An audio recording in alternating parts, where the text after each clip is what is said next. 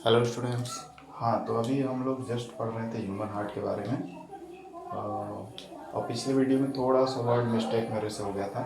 इसमें जो सारी चीज़ें लिखी गई सारे सही। मैं बार बार बोल रहा था कि पल्मोनरी वेन से जो ब्लड है वो लेफ्ट वेंट्रिकल में आएगा, जबकि यहाँ एट्रियम है। तो आप देख कर समझ सकते हैं, वो थोड़ा सा बोलने में गलती हो गई थी। ठीक है, तो पल्मोनरी वेन वो वेन होता है जो ऑक्सीजनेटेड ब्लड, ऑक्सीजन वाला ब्लड हमारे एल्वोलाई से, हमारे लंग्स से, हमारे हार्ट के लेफ्ट चैम्बर के ऊपर वाले पार्ट में यानी लेफ्ट एट्रियम में लाता है। वहाँ से ब्लड, दो वॉल्व जो होते हैं, ये दोनों वॉल्व ओपन हो जाते हैं और जब ये ब्लड इंटर करता है तो हमारा हार्ट एक्सपैंड हो जाता है, फैल जाता है। ठीक है, इसका मसल फैल जाता है तो ये वॉल्व खुल जाते हैं। ठीक है, अब सारा ब्लड इस लेफ्ट एट्रियम से लेफ्ट वेंट्रिकल में आ जाता है और जैसे ही ब्लड सारा इसमें आ जाता है हार्ट का मसल सिकुड़ जाता है। ठीक है, हार्ट का मसल जैसे सिकुड़ता है ये दोनों वॉल्व बंद हो जाते हैं और लेफ्ट वेंट्रिकल में जो ब्लड आया रहता है जिसमें ऑक्सीजन है वो किस में चला जाता है, एक दूसरे वॉल्व जो ओपन रहता है किसका, ओटा का। ओटा यानी लार्जेस्ट आर्टरी, हमारे बॉडी का सबसे बड़ा आर्टरी जो बहुत ही ज़्यादा चौड़ा होता है, सबसे ज़्यादा डायमीटर का होता है। ठीक है, तो जैसे ही हार्ट का मसल कॉन्ट्रैक्ट होता सिकुड़ता है वैसे ही ये वॉल्व तो बंद हो जाते हैं, ब्लड का उल्टा फ्लो तो नहीं हो पाएगा। ये वॉल्व खुल जाता है ओटा का और इसमें ब्लड चला जाता है। अब ये ओटा से ब्लड जो होता है अलग अलग आर्टरीज में चला जाता है। बॉडी में बहुत सारे थाउजेंड्स ऑफ आर्टरीज हैं, है ना।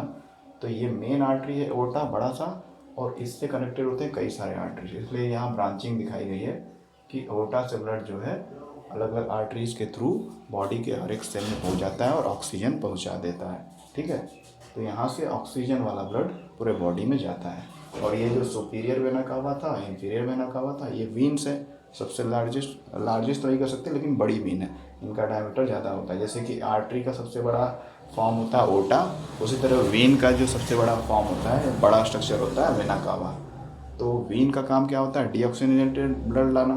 तो ये सुपीरियर वेना कावा और inferior vena cava deoxygenated blood लाते हैं और किस में डाल देते हैं, राइट एट्रियम में। किस में, हार्ट के अपर चैम्बर में जिसका नाम है राइट एट्रियम। यहाँ पे डीऑक्सीजनेटेड ब्लड यानी CO2 से भरा हुआ ब्लड आ जाता है इन दोनों के द्वारा। किसके द्वारा, सुपीरियर वेना कावा के द्वारा और इन्फीरियर वेना कावा के द्वारा। ठीक, अब यहाँ राइट एट्रियम से ब्लड, हार्ट का मसल फैलता है, ये वॉल्व खुल जाते हैं, ट्राइकस्पिड वॉल्व यानी 3 वॉल्व इसमें है। ठीक है, वॉल्व का फंक्शन जो है वो केवल यही है कि ब्लड को सिंगल डायरेक्शन में फ्लो करने में अलाउ करे, है ना, बैक डायरेक्शन में अलाउ नहीं करता है। तो वॉल्व जैसे ही मसल एक्सपेंड होगा वॉल्व खुल जाएगा, सारा ब्लड राइट एट्रियम से किस में आ जाएगा, राइट वेंट्रिकल में। जैसे ही ब्लड इसमें सारा आएगा ये पूरा मतलब भर जाएगा, वैसे ही मसल कंट्रैक्ट कर जाएगा।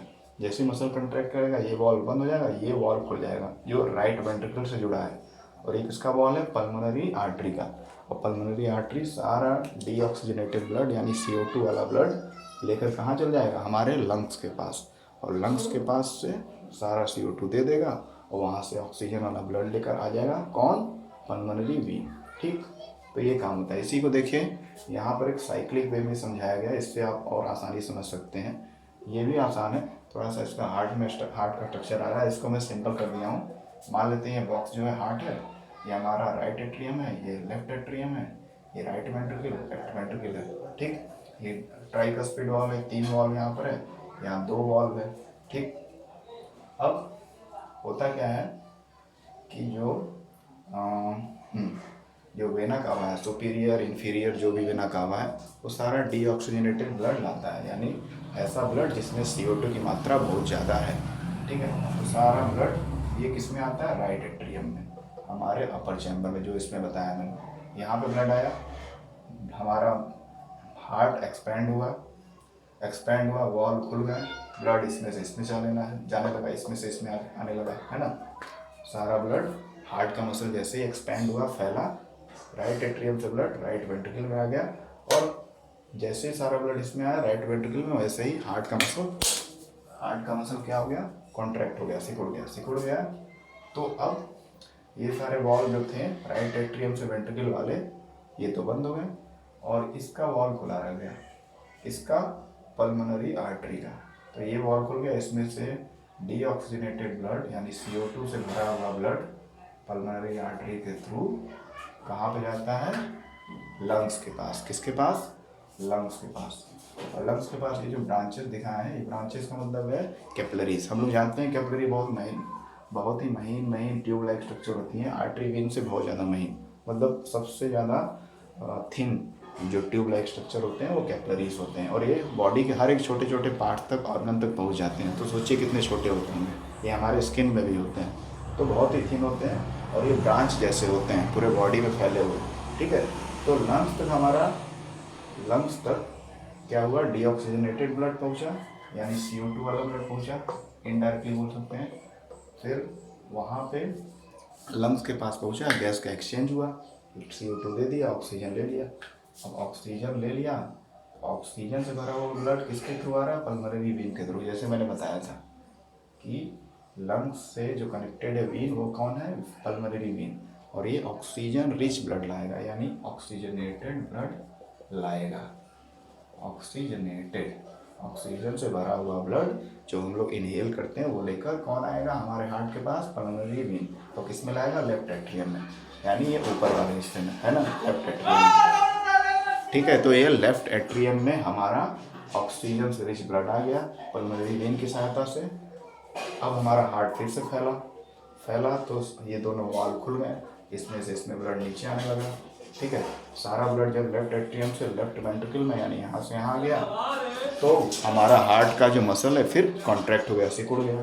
जैसे सिकुड़ा तो फिर ये दोनों वॉल्व जो बंद हो गए और ये वॉल्व खुल गया किसका? ओर्टा का। ये वॉल्व खुल गया किसका? ओर्टा का। ओर्टा जो है लार्जेस्ट आर्टरी है, और आर्टरी का काम है ऑक्सीजन वाली ब्लड को सप्लाई करना। तो लार्जेस्ट आर्टरी है और ये ब्रांच हो गया किसमें? आर्टरीज में। लार्जेस्ट आर्टरी को ओर्टा बोलते हैं, फिर वो पतला और हो गया, और उसके ब्रांचेस हो गए पूरे बॉडी में, ढेर सारे, हजारों की संख्या में, उनको आर्टरी बोलते हैं। और उसके थ्रू ब्लड जो कहाँ पहुँच गया? बॉडी के पार्ट के पास, हर एक बॉडी के पार्ट के पास, ऑर्गन के पास पहुँच गया। अब बॉडी के पास पहुँच गया, यहाँ पे फिर से आर्टरी, ये कैपिलरीज का पूरा जाल है, पूरा एकदम कॉम्प्लेक्स स्ट्रक्चर है ना, क्योंकि बहुत सारे कैपिलरीज होते हैं हर एक छोटे से छोटे ऑर्गन के पास। अब ये कैपिलरीज ऑफ बॉडी ऑर्गन लिखा है, एक्सेप्ट लंग। हमारे जो फेफड़े हैं, फेफड़े का कैपिलरी को छोड़कर यहाँ बात की जा रही है ना, क्योंकि लंग्स का कैपिलरी का अलग बात हो ही चुका है, वहाँ पे गैस एक्सचेंज हो चुका है।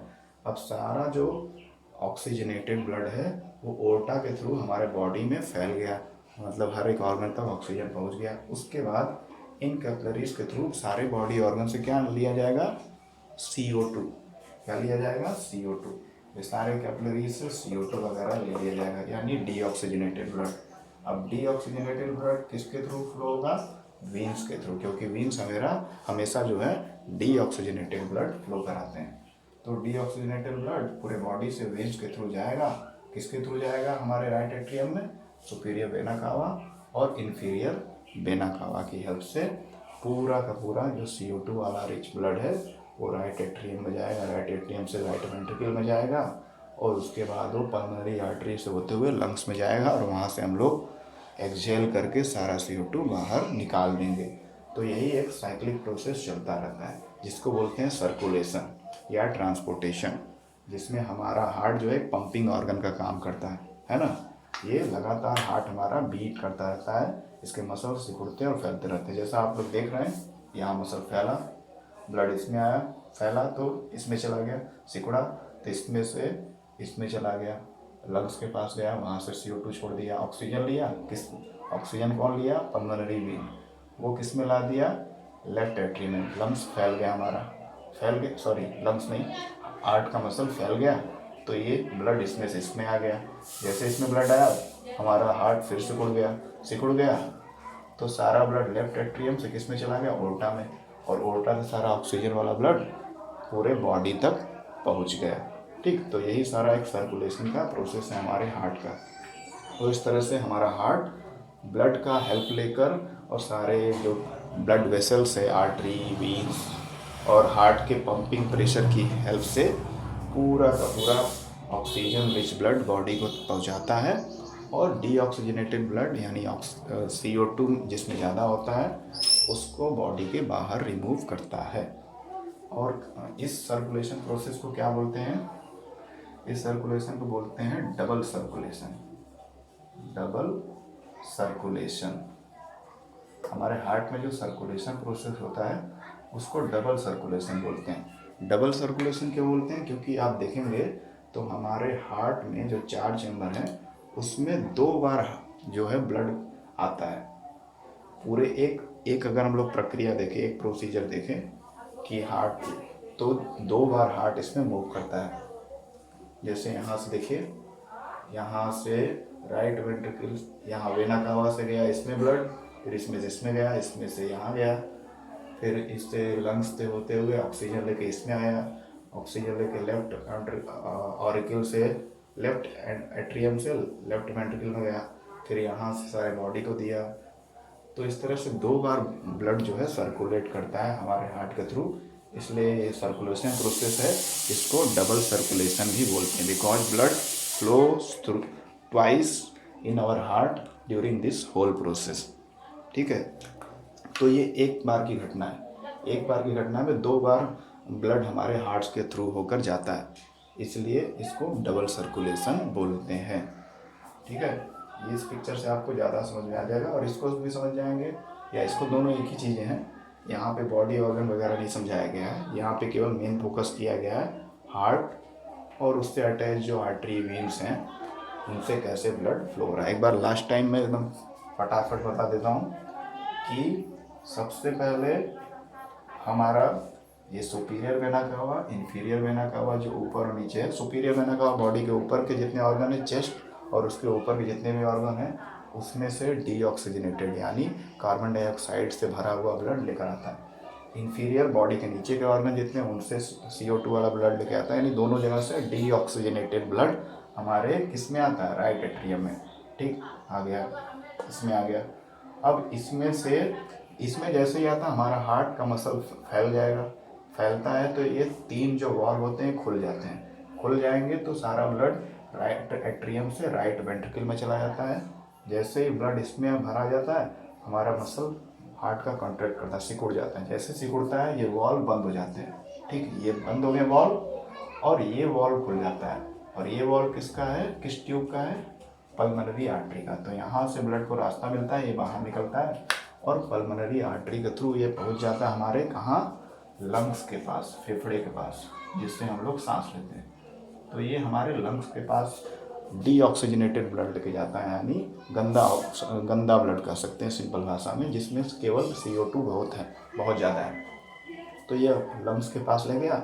लंग्स में हम लोग जानते हैं एल्वेलाई होता है, और एल्वेलाई के सरफेस पे क्या होता है? डिफ्यूजन प्रोसेस के थ्रू गैसेस का एक्सचेंज होता है। तो वहाँ पर वो डिफ्यूजन प्रोसेस होता है और सारा का सारा CO2 वापस लंग्स में छोड़ देता है, और लंग्स एक्सपायर करके या एक्सहेल करके पूरा का पूरा CO2 बाहर निकाल देता है। ये सारा प्रोसेस हो गया। अब उसी टाइम लगातार ये प्रोसेस होता रहता है। उसी क्षण पे हमारा जो पल्मोनरी वेन है वो भी हमारे लंग्स के पास रहता है। ये भी पल्मोनरी वेन भी है, ये भी लंग्स के पास रहता है। और पल्मोनरी आर्टरी ये भी वेन्स के पास होता है।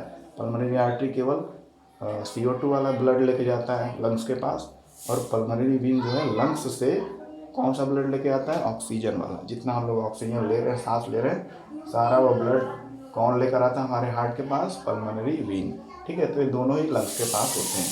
ये ऑक्सीजन मतलब CO2 लेके जाता है और ये ऑक्सीजन लेके आता है। ऑक्सीजन लेकर ये कहाँ पर आता है? हमारे हार्ट के लेफ्ट एट्रियम में, हार्ट के लेफ्ट साइड के ऊपर चैम्बर जिसका नाम है लेफ्ट एट्रियम। ये ऑक्सीजन वाला ब्लड आ गया इसमें। अब इसमें से जैसे इसमें आएगा हार्ट का मसल फिर फैलेगा तो ये वॉल्व खुल जाएंगे तो ब्लड नीचे आएगा अगले चैम्बर में जिसका नाम है लेफ्ट वेंट्रिकल। और जैसे ही ब्लड इसमें आएगा हमारे हार्ट का मसल सिकुड़ेगा तो ये वॉल्व बंद हो जाएंगे और ये ब्लड इसमें चला जाएगा, इसका वॉल्व खुल जाएगा। और ये किसका ट्यूब है? ओर्टा का। तो याद रखिए कि ऑक्सीजन वाला ब्लड जो है वो हमेशा ओर्टा में जाएगा। ओर्टा यानी आर्टरी, और आर्टरी हमेशा ऑक्सीजन वाला ही ब्लड सप्लाई करता है। ठीक, तो याद रहे। तो यहाँ से ओर्टा के थ्रू, आर्टरीज के थ्रू और कैपिलरीज की सहायता से जो ऑक्सीजन रिच ब्लड है वो पूरे बॉडी टिश्यू ऑर्गन तक पहुँच जाता है। क्लियर? तो यही ओवरऑल पूरा सर्कुलेशन प्रोसेस है। इस पूरे प्रोसेस के दौरान हार्ट में ब्लड 2 बार सर्कुलेट करता है, इसलिए this process is also known as double circulation. ठीक, एक और टॉपिक है ह्यूमन सर्कुलेटरी सिस्टम से रिलेटेड, छोटा सा, उसको बस समझ लेते हैं। देन हम लोग आते हैं प्लांट में। प्लांट में कैसे ट्रांसपोर्टेशन होता है उसको शॉर्ट में समझ लेंगे हम लोग। ठीक है, तो जो नेक्स्ट टॉपिक हमारा है वो है blood pressure. Blood pressure,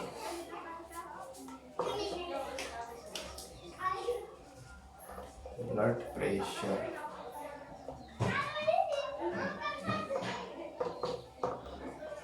pressure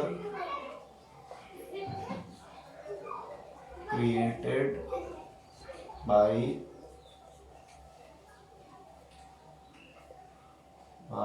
flowing blood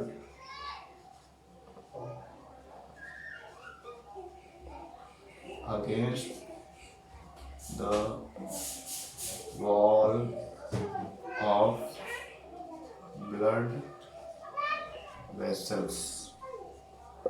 ठीक है, ब्लड प्रेशर का सिंपल सा मतलब है कि जब ब्लड हमारे आर्टरी, वीन्स, कैपिलरीज जिसके भी थ्रू होकर बहता है, फ्लो होता है, मूव करता है, तो उसके वॉल से टकराएगा। जैसे पाइप में हम लोग पानी डालते हैं तो पाइप के सरफेस की वजह से क्या होता है, पानी पे दबाव होता है ना।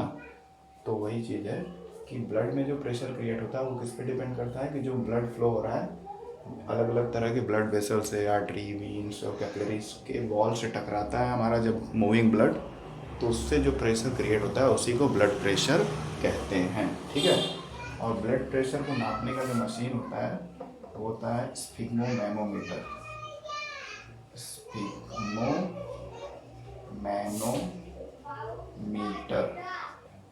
इसको आप देखेंगे डिवाइस अधिकतर डॉक्टर यूज करते हैं ब्लड प्रेशर को नापने के लिए। तो स्फिग्मोमैनोमीटर जो है वो डिवाइस है जिसकी सहायता से ब्लड प्रेशर मेजर किया जाता है।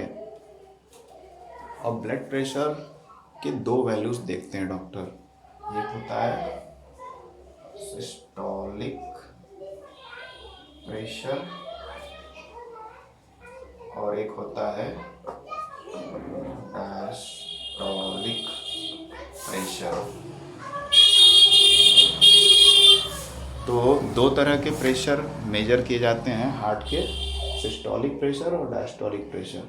ठीक है, ब्लड प्रेशर क्या होता है? Blood pressure means the pressure created by the flowing blood against the wall of the blood vessels. जिस भी ब्लड वेसल के थ्रू हमारा ब्लड फ्लो हो रहा है, चाहे वो आर्टरी हो, वीन्स हो, कैपिलरीज हो, तो जो उसके वॉल से टकराएगा, उसके अंदर से बहेगा, ट्यूब जैसे होते हैं सारे, तो उसके वॉल पे जो दबाव पड़ता है उसी को ब्लड प्रेशर बोलते हैं। और ब्लड प्रेशर को नापने की मशीन का नाम या इंस्ट्रूमेंट का नाम है स्फिग्मोमैनोमीटर। ठीक है, ये ब्लड प्रेशर नापने की मशीन का नाम है। और ब्लड प्रेशर में 2 वैल्यूज देखे जाते हैं, एक सिस्टोलिक प्रेशर और एक डायस्टोलिक प्रेशर। सिस्टोलिक प्रेशर का मतलब होता है हार्ट के मसल का कॉन्ट्रैक्ट होना। हार्ट मसल कॉन्ट्रैक्ट, कॉन्ट्रैक्ट मतलब सिकुड़ना। और डायस्टोलिक प्रेशर मतलब, ये हार्ट का स्पेलिंग भी गलत हो गया, HART, हार्ट मसल रिलैक्स।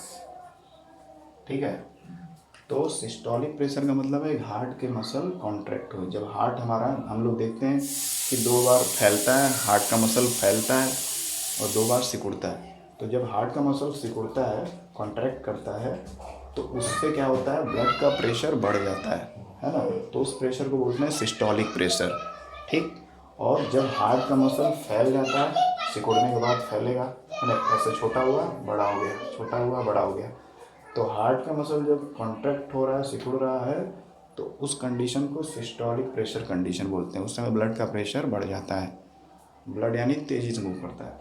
और जैसे ही हार्ट का मसल रिलैक्स होता है, फैल जाता है, तो फिर क्या होता है कि ब्लड का फ्लो बहुत स्लो हो जाता है और प्रेशर लो हो जाता है। तो हार्ट के मसल्स के रिलैक्स होने का मतलब है हार्ट का मसल एक्सपैंड हो जाए, फैल जाए, ठीक है। और हार्ट का जब मसल फैल जाएगा तो प्रेशर लो हो जाता है, और हार्ट का मसल जब सिकुड़ता है तो प्रेशर हाई होता है। जनरली नॉर्मल कंडीशन में क्या होता है, नॉर्मल कंडीशन में क्या होता है,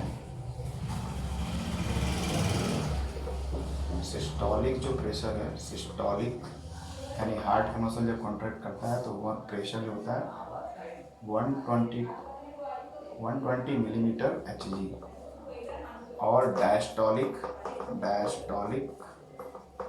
जब हार्ट का मसल फैल जाता है, रिलैक्स हो जाता है, इसको रिलैक्सेशन बोलते हैं, इसको कॉन्ट्रैक्शन बोलते हैं, तो उसका हो जाता है वैल्यू 80 mmHg।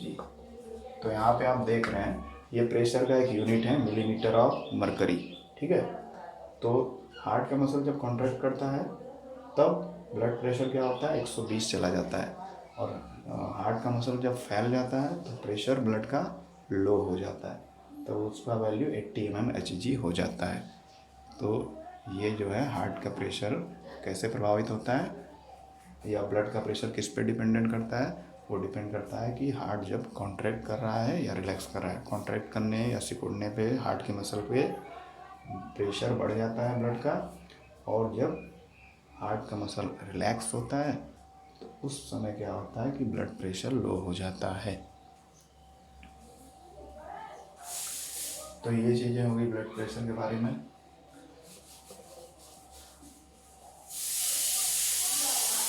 तो मैंने जो अभी लिखा था ब्लड प्रेशर का वैल्यू, वो नॉर्मल कंडीशन में, यानी अब एक नॉर्मल कोई एडल्ट है 18 साल या उससे ऊपर का, तो उसके नॉर्मल ब्लड प्रेशर 120 mmHg होना चाहिए।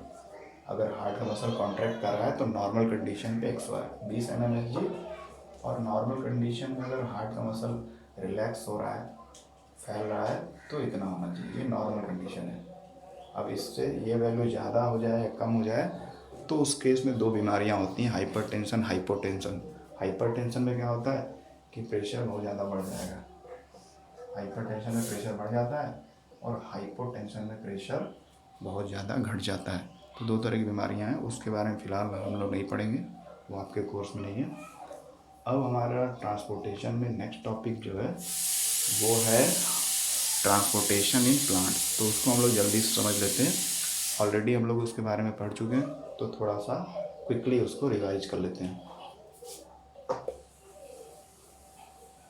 ये हार्ट का डायग्राम आप प्रैक्टिस कर लें और इसको लेवल करना सीख लें, ईजी है, और इसको बनाना अगर आ गया तो आपको पता भी चल जाएगा कैसे ब्लड कहाँ से कहाँ फ्लो कर रहा है। ओके, तो इसको प्रैक्टिस कर लें, 3-4 बार प्रैक्टिस करेंगे तो ये डायग्राम बनाना आपको आ जाएगा बहुत ही अच्छे से। ये इंटरनेट पे अवेलेबल है, इस तरह के डायग्राम बुक्स में जो आपके दिया है NCERT में वो उतना क्लियर नहीं है, थोड़ा सा कंफ्यूजिंग है, तो ये डायग्राम ज़्यादा बेटर है।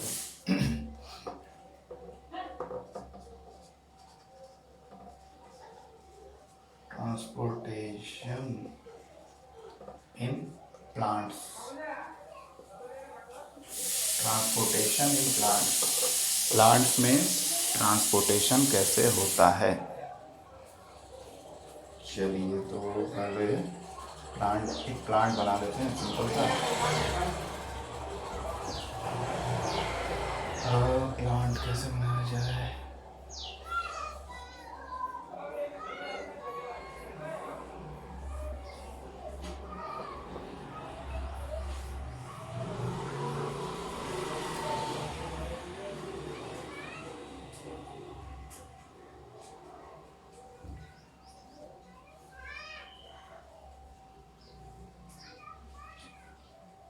तो ये रूट एरिया है प्लांट का, मान लेते हैं, और ये स्टेम एरिया है, स्टेम में लीफ होंगे,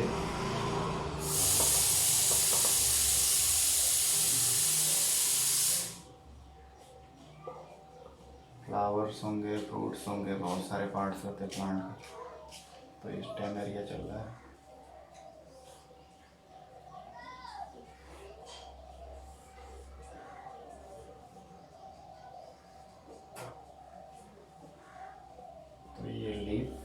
वगैरह हैं इसके, और इस तरह से इसका प्लांट का बॉडी है।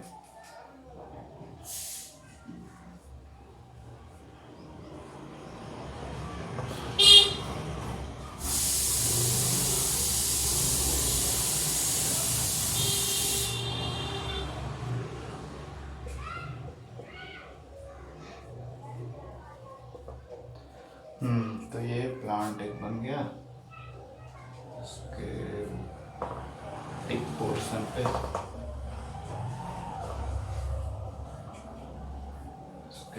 पोर्शन पे भी कुछ ब्रांचेस वगैरह, पत्ते वगैरह बना लेते हैं। ये पत्ता सही नहीं बन रहा है।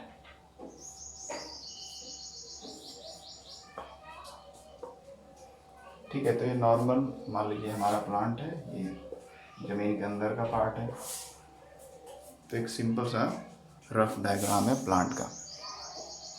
अब इसमें क्या करना है, हमको समझना है ट्रांसपोर्टेशन इन प्लांट।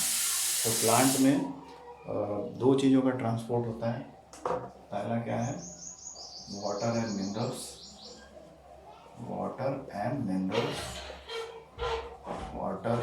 मिनरल्स। दूसरा है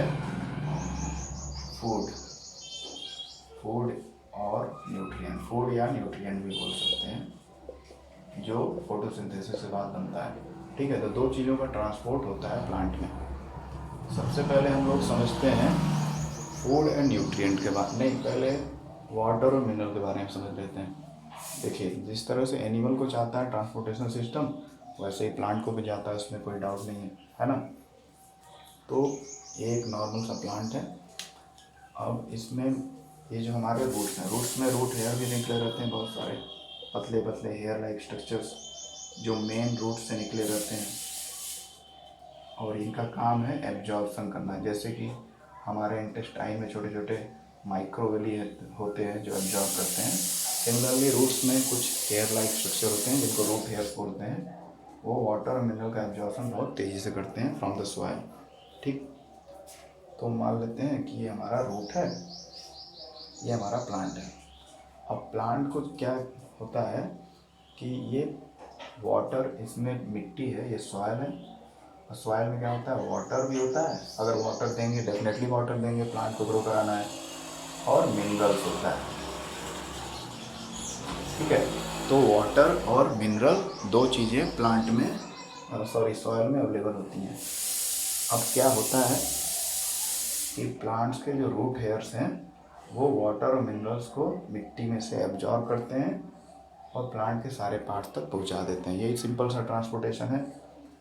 लेकिन इसमें होता क्या है, यहाँ पर रूट हेयर के पास डिफ्यूजन प्रोसेस होता है। क्या होता है, डिफ्यूजन प्रोसेस हम लोग बार बार समझते आ रहे हैं। डिफ्यूजन का प्रोसेस का मतलब है कि हाई कॉन्सेंट्रेशन से कोई चीज़ लो कॉन्सेंट्रेशन की तरफ मूव करेगी। अब यहाँ जो मिट्टी है उसमें बहुत सारे मिनरल होते हैं, और प्लांट में तो उतने मिनरल होते नहीं हैं, उसको जितना ज़रूरत है बस उतना ही प्लांट लेता है। तो मिनरल का जो है कॉन्सेंट्रेशन कहाँ पे ज़्यादा रहेगा, सॉइल में, और प्लांट में कम रहता है। तो मिनरल कहाँ से कहाँ मूव करेगा, सॉइल से रूट हेयर में, यानी रूट में। जब मिनरल मूव करेगा तो उसके अकॉर्डिंग वाटर भी उसके साथ मूव करता है। ठीक है, तो ये डिफ्यूजन प्रोसेस के थ्रू मिनरल सॉइल से रूट हेयर्स में जाता है, तब जब तक जाता है जब तक कि कंसंट्रेशन वैल्यू जो है बराबर न हो जाए। यही डिफ्यूजन प्रोसेस होता है, हम लोग जानते हैं, है ना, कि डिफ्यूजन तब तक होता रहता है जब तक कि दोनों तरफ जो कंसंट्रेशन वैल्यू है इक्वल ना हो जाए। तो जब तक मिनरल आयन का बैलेंस जो है सॉइल में जितने मिनरल है उसके बराबर नहीं हो जाए, या वाटर उसको बैलेंस ना करते, तब तक ये ट्रांसपोर्ट होता रहेगा। तो यही डिफ्यूजन प्रोसेस होता है रूट हेयर्स के थ्रू, और सॉल्ट और मिनरल रूट हेयर एब्जॉर्ब करता है और उसको प्लांट के सभी पार्ट्स तक पहुंचाता है। लीफ पे हर जगह पहुंचाता है। और ये पहुंचाने का काम जो करता है ट्यूब लाइक स्ट्रक्चर जो होता है, जैसे हमारे बॉडी में अभी हार्ट के ट्रांसपोर्ट के लिए ब्लड वेसल्स थे, ट्यूब लाइक स्ट्रक्चर, वैसे ही प्लांट में हम लोग लास्ट ईयर पढ़े थे, कुछ स्ट्रक्चर्स होते हैं ट्यूब लाइक जो एक वाटर कॉलम बनाते हैं। वाटर कॉलम मतलब एक पाइप जैसा स्ट्रक्चर बनाते हैं जिससे रूट हेयर से एब्जॉर्ब जो वाटर मिनरल है वो बॉडी के, प्लांट बॉडी के हर एक पार्ट तक पहुंच जाए, और उसको क्या बोलते हैं, जाइलम टिश्यू, जाइलम टिश्यू, है ना। और जाइलम टिश्यू एक तरह का, किस तरह का, कैसा टिश्यू है, वेस्कुलर टिश्यू, कैसा टिश्यू है, वेस्कुलर टिश्यू। देखिए ऐसे टिश्यूज प्लांट में जो ट्रांसपोर्टेशन में हेल्प करें उनको वेस्कुलर टिश्यू बोलते हैं। एक तो जाइलम टिश्यू होता है जो क्या करता है, वाटर और मिनरल को सॉइल से एब्जॉर्ब करके प्लांट के हर एक पार्ट, हर एक सेल्स तक पहुंचाता है, that is known as xylem tissue. और ये xylem tissue tube like structure होता है, पूरे प्लांट में इसका ब्रांचिंग रहता है, जैसे कि आर्टरी वेन्स हमारे पूरे बॉडी में फैले रहते हैं, जस्ट लाइक ये भी रहते हैं। दूसरा जो वेस्कुलर टिश्यू है वो है फ्लोएम टिश्यू, फ्लोएम टिश्यू। और ये इसका फंक्शन क्या है, इसका मेन फंक्शन होता है फूड को ट्रांसपोर्ट करना, है ना, खाने पीने की वस्तुओं को ट्रांसपोर्ट करना पूरे बॉडी के सेल्स में। तो ये चीज़ें हैं। अभी तो फिलहाल हम लोग पढ़ रहे हैं वाटर और मिनरल का ट्रांसपोर्ट, इसको जल्दी से ख़त्म करते हैं, ठीक है, इसको जल्दी से ख़त्म करते हैं। तो जाइलम टिश्यू की सहायता से, जाइलम टिश्यू जो है ट्यूब लाइक स्ट्रक्चर्स होते हैं, पूरे प्लांट बॉडी में फैले होते हैं, और इससे क्या होता है कि पानी और मिनरल हर एक पार्ट तक पहुंच जाता है ईजिली, ठीक। उसके अलावा तो ये वाटर और मिनरल का हम लोग ट्रांसपोर्ट समझ गए। तो सब अब उसके बाद एक चीज़ आती है कि अगर प्लांट बहुत बड़ा है, मतलब बहुत बड़ा ट्री है, जैसे छोटे छोटे पौधे में तो पानी मान लीजिए पहुंच जाएगा डिफ्यूजन प्रोसेस के थ्रू, लेकिन बहुत बड़े ट्रीज हैं, जैसे हम लोग जानते हैं कई फीट के होते हैं ट्री, तो उसमें ट्रांसपोर्ट कैसे होता है, तो उसमें जो वाटर और मिनरल का ट्रांसपोर्ट होता है यहाँ से, वो ट्रांसपिरेशन के थ्रू होता है, ट्रांसपिरेशन, ठीक है। ट्रांसपिरेशन प्रोसेस हम लोग जानते हैं, loss of water in the form of vapour from the surface of leaf, यानी जब सनलाइट या हीट पड़ता है एनवायरनमेंट का, तो प्लांट जो है अपने लीफ के सरफेस से स्टोमेटा के थ्रू वाटर को भाप के रूप में निकालते रहते हैं। जब भाप के रूप में पानी यहाँ से निकलता रहेगा लीव्स के सरफेस से, तो पानी की कमी होगी प्लांट को, तो हमारे रूट हेयर्स पे प्रेशर बनेगा, और उसी प्रेशर को क्या बोलते हैं, सक्शन प्रेशर या सक्शन पुल, ठीक है। तो प्लांट केवल डिफ्यूजन प्रोसेस के द्वारा ही वाटर और मिनरल को ट्रांसपोर्ट नहीं कर पाता है पूरे पार्ट्स को। अगर ट्री हो गया, बहुत बड़ा हो गया, तो वहाँ पर एक बहुत बड़ा फैक्टर है सक्शन पुल। और सक्शन पुल या सक्शन प्रेशर कैसे क्रिएट होता है, जब ट्रांसपिरेशन होता है, ट्रांसपिरेशन होगा, वाटर का लॉस होगा प्लांट में, तो प्लांट को ज़रूरत पड़ेगी और पानी की, तो रूट्स पे प्रेशर बनेगा, वो प्रेशर क्या होगा, सक्शन पुल, और उसी प्रेशर की वजह से रूट हेयर्स वाटर को लगातार एब्जॉर्ब करते जाएंगे और लंबी ऊंचाई के ट्री को भी पानी अच्छे से अवेलेबल करा पाएंगे, ठीक है। तो ये हो गया वाटर और मिनरल का ट्रांसपोर्ट। अब हम लोग चलते हैं फूड के ट्रांसपोर्ट पे। फूड ट्रांसपोर्ट, ये फूड ट्रांसपोर्ट पे देखते हैं। तो फूड ट्रांसपोर्ट जो जिस वैस्कुलर टिश्यूज होता है उसका नाम होता है फ्लोएम टिश्यू। और ये फ्लोएम टिश्यू के भी कई सारे टाइप्स होते हैं, हम लोग क्लास 9 में पढ़े थे, है ना। Sieve tube, companion cell, phloem fibre, parenchyma, 4 type के सेल से बना होता है हमारा ये फ्लोएम टिश्यू। तो सीव ट्यूब जो होता है, सीव ट्यूब हम जानते हैं कि फोटोसिंथेसिस द्वारा फूड बनता है हमारे लीव्स पे, और वो फूड फिर सारे पार्ट्स में, जैसे यहाँ पे फूड बना, हर एक लीफ पे बनेगा, तो वहाँ वो कुछ फूड तो वही लीफ यूज कर लेगा, बाकी फूड